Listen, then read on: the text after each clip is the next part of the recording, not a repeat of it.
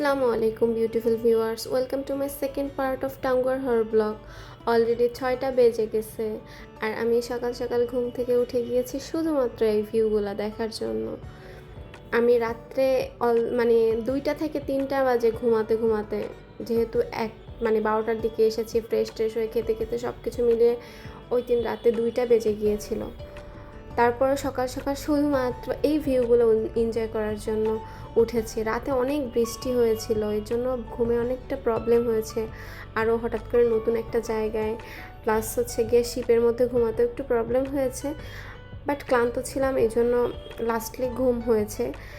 And এই যে দেখেন ভিউগুলো, উফ কি বলবো, সকালবেলা মানে সূর্য ওঠার যে দৃশ্যটা ছিল ওইটা আমি ফার্স্টে হচ্ছে গিয়ে কি আবেগের ঠেলায় দেখে কুল পাচ্ছিলাম না ক্যাপচার করব কখন। সো আগে নিজের শান্তি, আগে নিজেই উপভোগ করছি, নিজের ভালো লাগছে ততক্ষণ দেখছি, দেন হচ্ছে গিয়া আমি ক্যাপচার করেছি। বাট ট্রাই করেছি অনেক কিছুই, যতটা সম্ভব ততটা ক্যাপচার করার। জাস্ট ভিউগুলো দেখেন কত সুন্দর লাগতেছিল সব কিছু। যাই হোক, তারপরে অনেকক্ষণ ধরে এই ভিউটা দেখে দেখি 7টা প্রায় বেজে গেছে। দেন আমি ফ্রেশ হয়ে রেডি হতে হবে। সকালে 8টার মধ্যে আমাদের বের হওয়ার কথা। সো আমাদের ব্রেকফাস্টটাও কমপ্লিট করতে হবে। তাই আমি সকাল সকাল রেডি হয়ে আমি আমার মতো করে গুছিয়ে নিচ্ছিলাম। আর সে তো ছেলে মানুষ, তার তো আর সময় লাগবে না, সে জাস্ট প্যান্ট শার্ট পরবে, অমনি রেডি। বাট আমার তো একটু মেয়ে মানুষ, একটু রেডি হওয়ার ব্যাপার আছে। সো আমি ফার্স্টে ফেসটাকে ক্লিন করে আমি ময়শ্চারাইজার দিয়ে মেকআপটা আমার কমপ্লিট করার জন্য চেষ্টা করতেছি যতটুকু সম্ভব দ্রুত করার। আর সাথে সাথে আমি একটু একটু করে ভিউগুলোও দেখতেছিলাম, আমি রেডি কি হব, আমার কাছে এই ভিউগুলাই এত ভালো লাগতেছিল কি বলবো। অর্থিত ভিউ যাকে বলে, যে কষ্ট করে যে 24-26 ঘন্টা জার্নি করে গেলেও যে এই ভিউগুলো দেখতে পাইছি, এটাই অনেক। বাংলাদেশেও না খুব সুন্দর সুন্দর জায়গা আছে আসলে, আর ঘুরলে না মন ভালো হয়ে যায়। আমার কাছে এত ভালো লাগতেছিল সব কিছু। আমি ভিডিও করব কি, আমি কিছুক্ষণ দেখতেছিলাম, কিছুক্ষণ ভিডিও করতেছিলাম, এরকম কাহিনী করতে করতে আমি অনেকটা দেরিও করে ফেলেছি। বাট খুব বেশি দেরি করিনি যদিও, কারণ ওই দিন আমি নিজে খুব তাড়াতাড়ি উঠেছিলাম। যাই হোক, আমি আমার মতো করে রেডি হচ্ছিলাম, সেও তার মতো করে রেডি হচ্ছিলো, যেহেতু 7:30-এর মধ্যে ব্রেকফাস্ট কমপ্লিট করতে হবে। অ্যান্ড ফাইনালি আমি ব্রেকফাস্টের জন্য রেডি। আমি বাইরে বের হব ঠিক এই মুহূর্তে তাকে ডেকে নিয়ে যাই এবং আমার ব্রেকফাস্টটা রুমেই দিয়ে যায়। সো এটা আমার জন্য খুবই হেল্পফুল হয়। দ্যাটস ওয়াই আমি রুমের মধ্যে বসেই হচ্ছে গিয়া একটু খাওয়া, ওরকম খেতে পারিনি, কফিটাও কমপ্লিট করিনি, আমি জাস্ট এক পিস কেক আর মনে হয় একটা কলা খেয়ে আমি চলে গিয়েছিলাম। যদিও আবার 11টার দিকে খাওয়ার কথা ছিল, কিন্তু আমরা যেহেতু একটা দিন পুরো মিস করি, শিপের প্রায় অর্ধেক যাত্রীরাই, সো আমাদের একদিনেই সব কিছু ঘুরতে হবে, তাই আমাদের ওভাবে ব্যাক করার হবে না, এরকমই প্ল্যান ছিল যে সারাদিন ঘুরে খাওয়া দাওয়া যা করতে হবে সব একবারে এসে করতে হবে। এখন যেহেতু ঘুরতে আসছে, খাওয়ার থেকে ইম্পর্টেন্ট আমাদের ঘোরা, সো আমরা এভাবেই প্ল্যান করে নেই। যাই হোক, ফাইনালি আমি রেডি, টিপটাপ যেভাবে পারছি, যত দ্রুত সম্ভব হয়েছে ওইভাবেই রেডি হয়েছি। সবাই অলরেডি নেমে গিয়েছে। সকাল সকাল এক পাশে হাওর আর এক পাশে পাহাড় আর এরকম আকাশ, সব কিছু মিলিয়ে এত সুন্দর লাগছিল সব কিছু, কি বলবো। এমনিতেই মন ভালো হয়ে যাচ্ছিল। জীবনে এরকম 2-4টা ট্যুর বারবার দেওয়া উচিত, মাসে মাসে দেওয়া উচিত। যাই হোক, আই এম জাস্ট কিডিং, মাসে একবার দিলেই হবে, একবার না হোক 3 মাসে একবার দিলেও হবে। যাই হোক, তারপর আমরা হাঁটতে হাঁটতে যাচ্ছিলাম আমাদের গাড়ির কাছেও, যে কি যেন বলে, চাঁদের গাড়ি নাকি, নামটা আমার বেশ ভালোই লাগে। তারপরে আমি ভিউগুলো এনজয় করতেছিলাম আর দেখতেছিলাম, হাঁটতেছিলাম, একটু তাকে দিয়ে ভিডিও করতেছিলাম। আর এখানে কি উঁচু উঁচু পাহাড়, কেমন রাস্তা, সেখান থেকে অনায়াসে বাইক নিয়ে 2-3জন চলে যাচ্ছে। এখানে লোকজন আমার দেখে যা মনে হলো অনেক হার্ডওয়ার্কিং পারসন, তারা খুবই কষ্ট করে। এখানে ওইরকম যাতায়াত ব্যবস্থা নেই, তারপর ওইরকম বাড়িঘরও না ওরকম, সব কিছু মিলিয়ে কিন্তু তারা অনেক হার্ডওয়ার্ক করে, প্লাস অনেক ভালো থাকে, যা দেখে মনে হলো। আর ভিউগুলো যে সুন্দর, এগুলো দেখলেই তো সকালে এমনিতেই মন ভালো হয়ে যায়, দিন ভালো হয়ে যায়।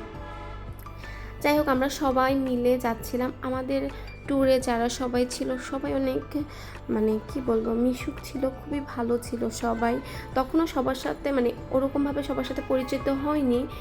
ট্যুর গাইড প্লাস হচ্ছে গিয়ে আরেকজন গিয়েছিল আমাদের এখান থেকেই, বেলি রোডের এখান থেকে। সো তাদের সাথে পরিচয় হয়েছিল, ওনাদের সাথে ফার্স্টলি আর কি ফার্স্ট ইমপ্রেশন যেটাকে বলে, তাদের সাথে আর কি স্টার্টিং হয়েছিল ট্যুরটা। দেন আস্তে আস্তে সবার সাথে যেতে যেতে পরিচয় হয়েছিল।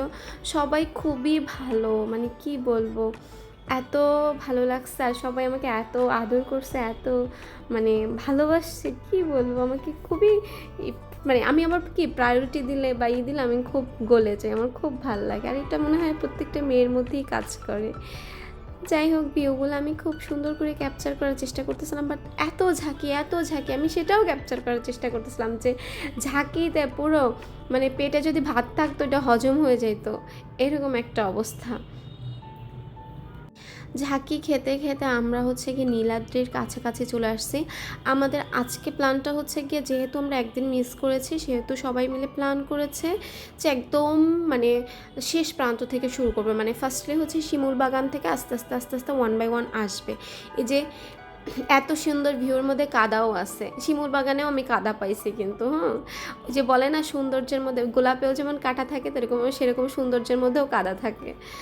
যাই হোক, তারপরে আমরা যাচ্ছিলাম আর এত কষ্ট হচ্ছিল এই রাস্তা পার হতে গিয়ে আমার, মানে কি বলবো। এই যে নীলাদ্রি লেক, দেখা হবে তোমার সাথে নীলাদ্রি লেক। এখন আপাতত চলে যাচ্ছি। তারপরে আমরা এখান থেকে যাচ্ছিলাম আর দেখতেছিলাম, মানে যখন যাচ্ছিলাম তখন আমি প্রত্যেকবার দেখি আর বলি আমি এখানে নামবো, বাট তারা বলতেছিল না, সব জায়গায় ঘোরানো হবে ম্যাম, আপনি একটু অপেক্ষা করেন।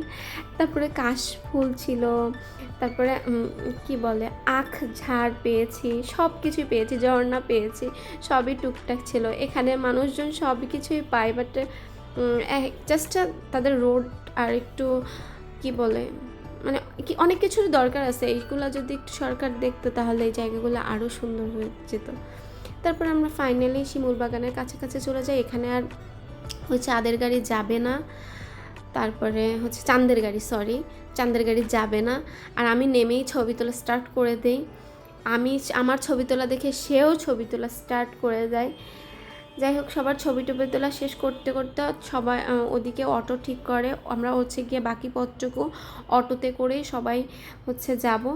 দেন সবাই মিলে আমরা চলে যাই শিমুল বাগানে। এই যে ফাইনালি আমরা শিমুল বাগানে চলে যাই।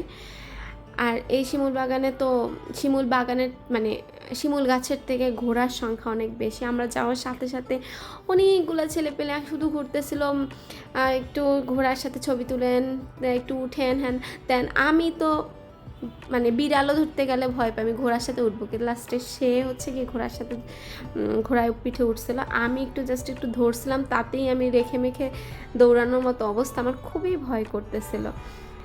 আমি জাস্ট সে ঘোড়ার পিঠে উঠে মানে চড়তেছিল, আমি বসে বসে ফোন টিপতেছিলাম, স্ন্যাপ নিচ্ছিলাম। এই ভিউটা আমার কাছে খুব ভালো লাগতেছিল। আমার মনে হচ্ছিল এটা কোনো দেশের ভিউ না, আরও একটা ভিউ ছিল, সেটাকে মেবি বলা হয় যে মিনি থাইল্যান্ড। যাই হোক, বাংলাদেশে থাইল্যান্ড সিঙ্গাপুর সবই উদ্ভাবন করে ফেলেছি আমরা বাঙালিরা।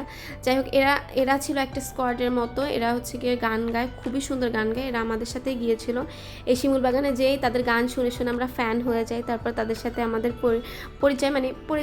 পরিচয় তো আমাদের শিপে বসেই হয়েছিল, বাট এখানে বসে আর কি আমাদের সাথে আরও ভালো হয়ে যায়। দেন আমরা পুরোটা পথ তাদের গান এনজয় করতে করতে করতে করতে আমাদের জার্নিটা কমপ্লিট করি। খুবই সুন্দর গান গায়, এত ভালো তারা, কি বলবো। এরকম কিছু পার্টনার থাকলে ট্যুর এমনিতেই না জমে যায়।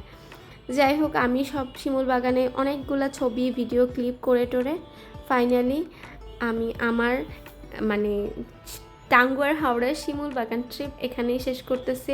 অলরেডি অনেক বড় হয়ে গেছে ব্লগ, সো আমি আর বাড়াতে চাচ্ছি না। দেখা হবে নেক্সট এপিসোড বা নেক্সট ট্রিপে, মানে নেক্সট কোথায় কোথায় ঘুরতে যাব। আমি চেষ্টা করব সব কিছুই ছোটো ছোটো করে আপলোড করার, আমার স্মৃতি হিসাবে সংরক্ষণ করার, প্লাস আপনাদের সাথে শেয়ার করার। ততক্ষণ পর্যন্ত আপনারা সবাই অনেক অনেক ভালো থাকবেন। আর আমরা এই যে শিমুল বাগান থেকে বের হতে হতে এত টায়ার্ড হয়ে গিয়েছিলাম, আমি প্রচুর ডাবের পানি আর হচ্ছে আখের রস খাই। তো ডাবের পানি তো পাইনি, পরে আখের রস খেয়েছি। এটা আমার একটা অভ্যাস, এটা আমি যেখানেই থাকি না কেন সেখানেই। দেন খাওয়া দাওয়া শেষ করে তারপরে হচ্ছে আবার অটোতে করে আমরা সেই জায়গায় ফেরত চলে আসি এবং আমরা আমাদের নেক্সট ট্রিপের জন্য চলে যাচ্ছি। ততক্ষণ পর্যন্ত আপনারা সবাই ভালো থাকবেন, সুস্থ থাকবেন, আমার জন্য দোয়া করবেন আর এনজয় দ্য সং।